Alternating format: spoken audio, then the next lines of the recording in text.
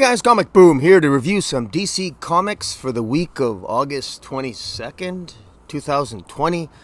And wow, I just finished watching a DC Fandome. Actually, more specifically yesterday, but I've just been reflecting on it. And yeah, not a lot of revelations for comic books, but looking forward to the Suicide Squad movie. I love the Suicide Squad panel. Looking forward to the Batman movie. I think Robert Pattinson, is going to make a very interesting Batman, a more cerebral Batman, one focusing more on perhaps the detective skills of a Batman. So I'm interested about that. I had a number of invitations to go on different websites and for DC fandoms by different YouTubers, and I thank you all for that. I ended up going on Comic Source, spending the bulk of the time on Comic Source, and I appreciate everyone else. Tevya Smolka, thanks for the invite. No, I never made it to your channel, though. I appreciate the invite. It was just a hectic day, but it was a fun day, and I think it was fun for all us YouTubers. DC Fandome, overall, I enjoyed it. I enjoyed it more than San Diego at Home. I thought it was okay. I think there's always room for improvement, but that's a discussion for another day in terms of how it could have been better. But overall, I liked it. I like the Suicide Squad. I like the Wonder Woman coverage. I love the Gotham Knights preview for that video game. I love the Suicide Squad kills the Justice League preview of that video game that's coming out. I'm not a gamer, but I got to tell you, man, I'm tempted to go.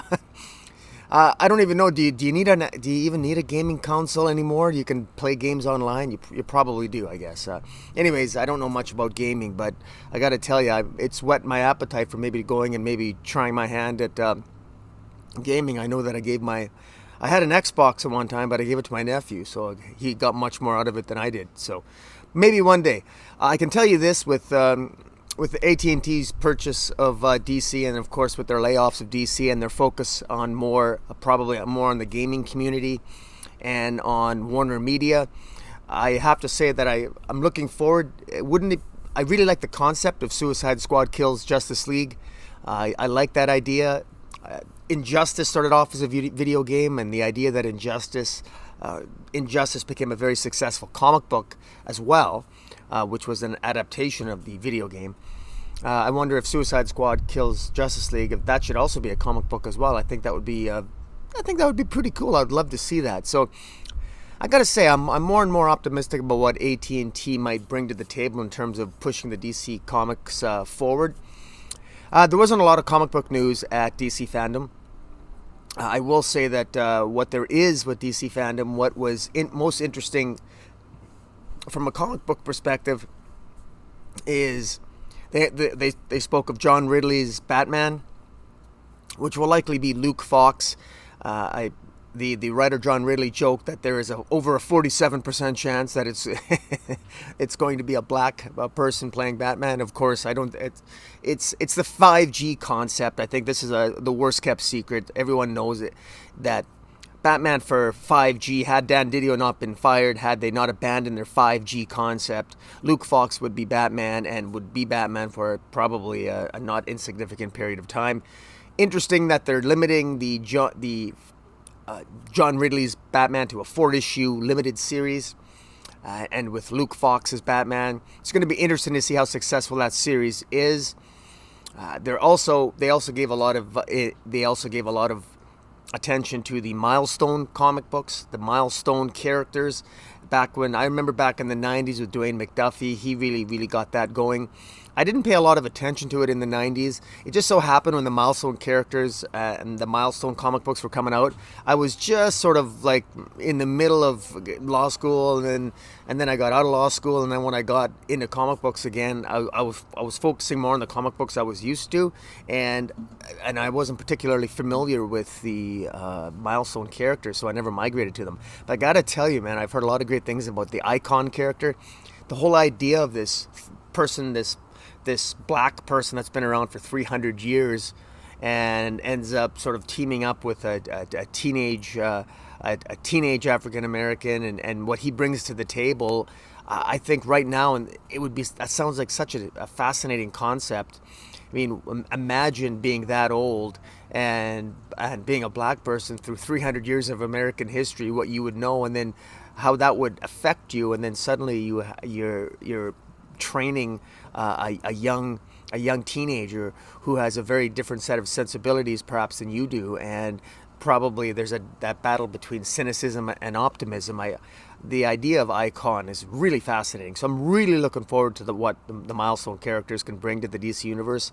I hope that it gets a lot of attention, and I hope DC Comics treats that franchise well, and that we're going to get a lot of great comics in that regard. Now, continuing on. Okay, guys, talking about the best comic books I read this week, there's no question in my mind that the best comic book that came out this week was actually the graphic novel Earth 1 Green Lantern.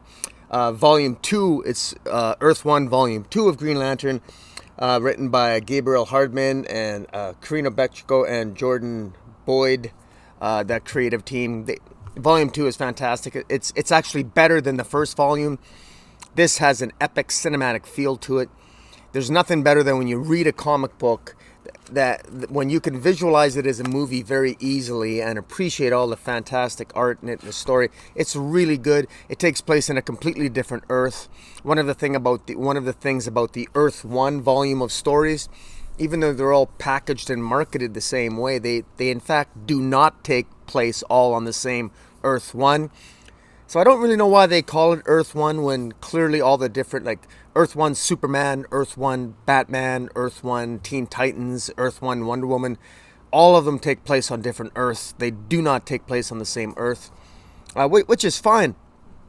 It doesn't bother me, other than the fact that if you're going to collect all the volumes, you probably would think logically that since they're all called Earth 1 under the Earth 1 banner, they would take place in the same universe, which in fact that is not the case. But in any event, it doesn't matter. It's still a fantastic story. You don't need to read anything before reading this. And it's really the Earth. Hal Jordan has already become Green Lantern. He's part of the Green Lantern Corps. And the Earth is just on the cusp of entering intergalactic exploration. Well, they've already sort of started, and they meet and have contact with life on another planet for the first time. Something goes chaotically wrong. The Green Lanterns are somewhat involved. They're blamed for it. And then we have the Yellow Lanterns show up, which they're not called the Sinestro Corps. It's got a different origin. We got a corrupt Guardian involved. And meanwhile, we have it's a crisis of faith for all the various Green Lanterns, as some of them are recruited by these new Yellow Lanterns that show up that are more powerful than the Green Lantern, than the Green Rings.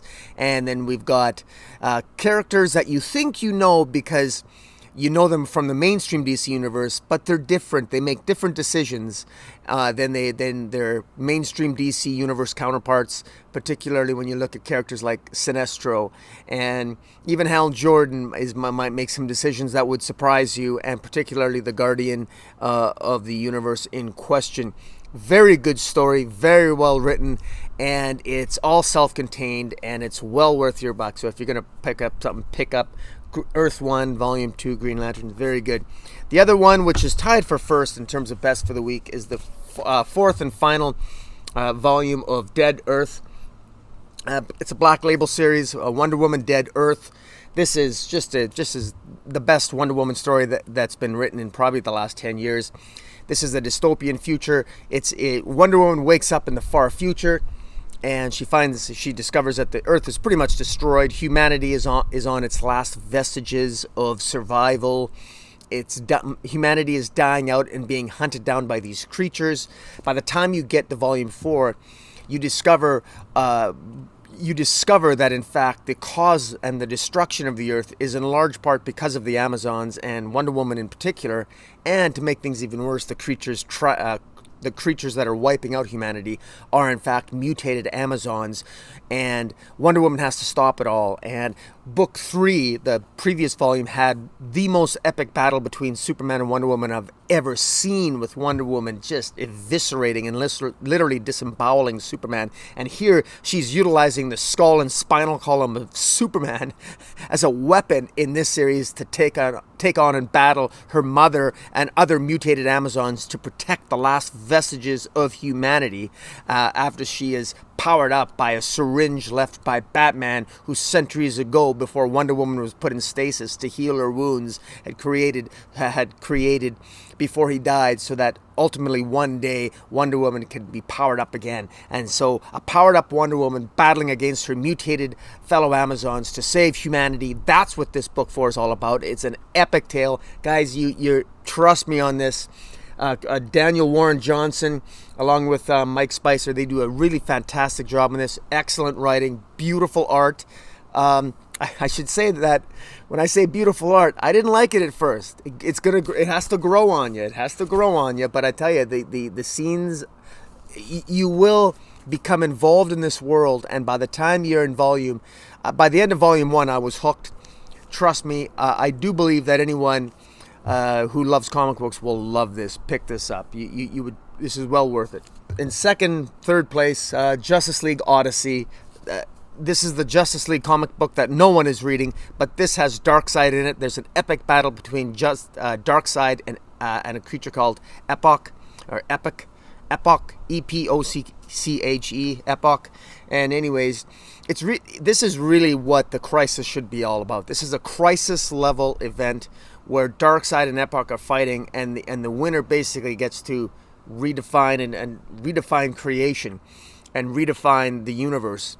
Now, of course, this sort of flies in the face of what's happening with Death Metal, but Death Metal isn't written very well. This is written very well, and this is the epic event that no one's reading, but you should be. The art here is fantastic. My God, Conrad on the art. I mean, Will Conrad on the art. This is the best. The battle here between Darkseid and Epoch is absolutely incredible. It's fantastic. I mean, Darkseid is absolute cruelest, and what makes Justice League Odyssey such an incredible comic book is that over the course of the 23 issues, it started off by Williamson, and Williamson did just a terrible job of it. So he basically pushed the readership away. It was very badly written.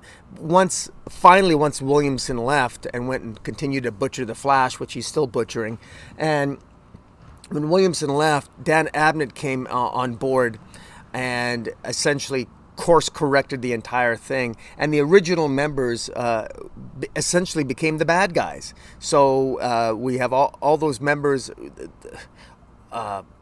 Cyborg, Starfire, Azrael. They all became essentially minions and puppets of Darkseid.